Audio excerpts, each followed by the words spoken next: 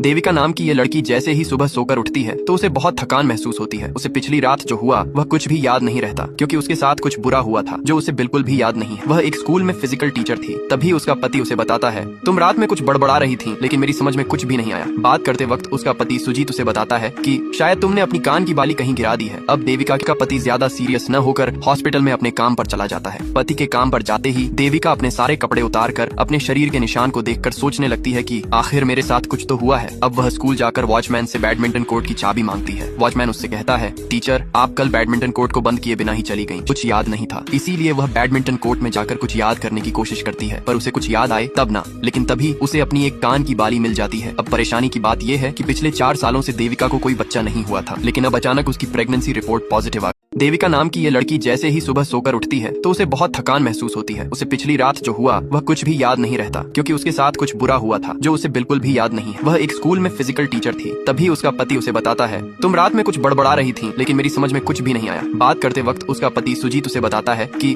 शायद तुमने अपनी कान की बाली कहीं गिरा दी है। अब देविका का पति ज्यादा सीरियस न होकर हॉस्पिटल में अपने काम पर चला जाता है। पति के काम पर जाते ही देविका अपने सारे कपड़े उतार कर अपने शरीर के निशान को देखकर सोचने लगती है कि आखिर मेरे साथ कुछ तो हुआ है। अब वह स्कूल जाकर वॉचमैन से बैडमिंटन कोर्ट की चाबी मांगती है। वॉचमैन उससे कहता है, टीचर आप कल बैडमिंटन कोर्ट को बंद किए बिना ही चली गयी, कुछ याद नहीं था। इसीलिए वह बैडमिंटन कोर्ट में जाकर कुछ याद करने की कोशिश करती है, पर उसे कुछ याद आए तब ना। लेकिन तभी उसे अपनी एक कान की बाली मिल जाती है। अब परेशानी की बात यह है कि पिछले 4 सालों से देविका को कोई बच्चा नहीं हुआ था, लेकिन अब अचानक उसकी प्रेगनेंसी रिपोर्ट पॉजिटिव